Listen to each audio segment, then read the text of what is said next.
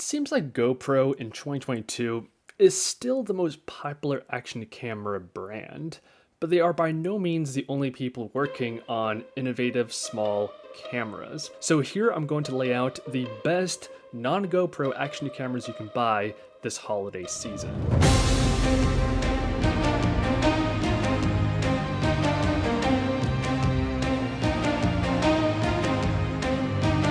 Okay, so if GoPro is the most popular action camera brand, why not just buy the GoPro? So of course you could do this. GoPro does make good action cameras, and if you're just a hobbyist, this could be a really good option. But I did recently make a video going over all of the frustrations that albeit more heavy-duty users have been complaining about.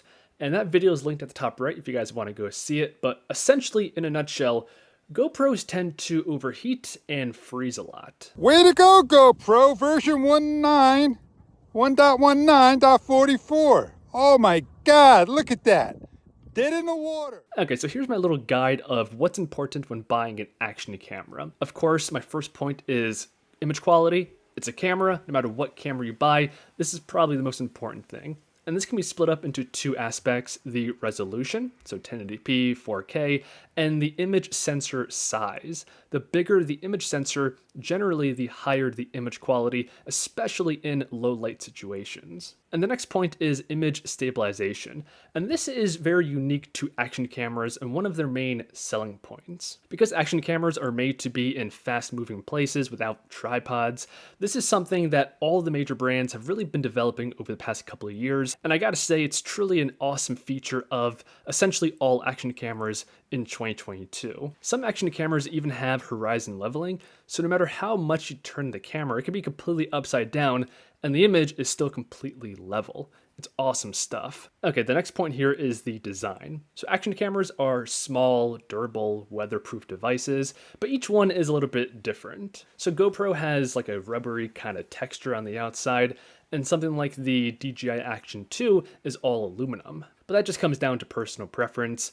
And then my final points here are battery life, waterproof, and all those other smaller features. Okay, so with that criteria in mind, let's take a look at the latest GoPro just to use it as a point of comparison. So the GoPro does have the highest resolution at 5.3K, 60 frames a second. But if we come back to this little chart here, the resolution is only one part of the equation in terms of image quality. The other is the sensor size.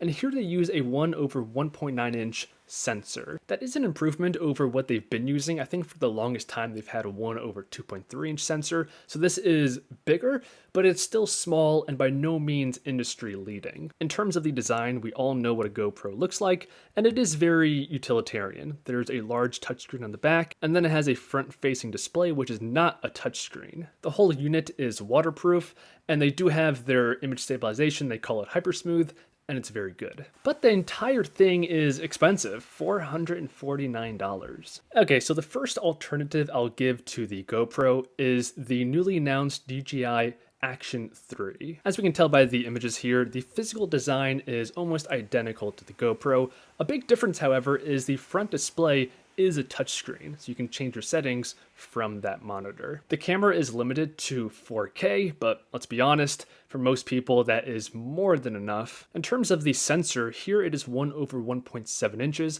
which is a little bit bigger than the GoPro, so that might come in handy in low light situations. Much like GoPro, they have fantastic image stabilization. They call it Rocksteady, and the battery capacity in the Action 3 is 1770 milliamp hours. Comparing that to the GoPro Hero 11, it's essentially the same. So between these two cameras, the form factor is almost identical, but the front-facing display on the Action 3 is touch-enabled. The sensor is a little bit bigger on the Action 3. The battery is also a little bit bigger, but the Action 3 is only $329, significantly cheaper than the GoPro. So the way I see it, unless you absolutely need that 5.3K over the 4K recording of the Action 3, there's little reason to choose the GoPro over this camera. Okay, now the next action camera I want to talk about is the Insta360 X3. Now this is very radically different because it's a 360-degree camera, and in a lot of ways, this form factor is superior to traditional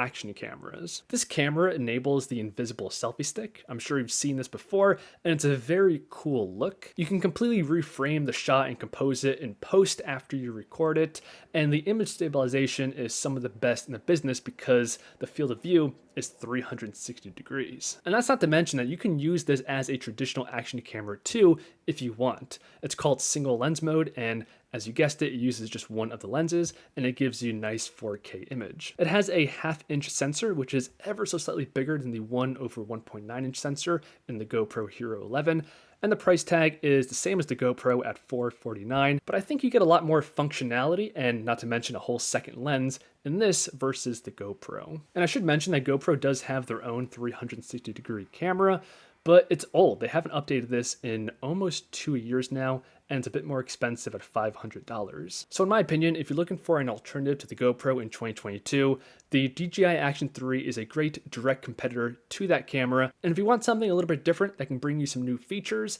the Insta360 ONE X3 is a fantastic choice. And I'll give you guys some honorable mentions. So the Insta360 Go 2 is a super small form factor action camera. It allows you to get some very unique shots. You can even mount it on a baseball cap. I don't think overall it's as good as a GoPro or the DJI Action 3, but if you want something small, it can be a great choice. The ONE RS, also from Insta360, is a great modular camera. The base 4K action camera version of this is only $300. But being that this is modular, if you buy a different camera module, all of a sudden, this is a 360 degree camera. So if you want something that's 2-in-1 or that you can just upgrade in the future, this can be a great choice. And speaking of modularity, I gotta mention the DJI Action 2.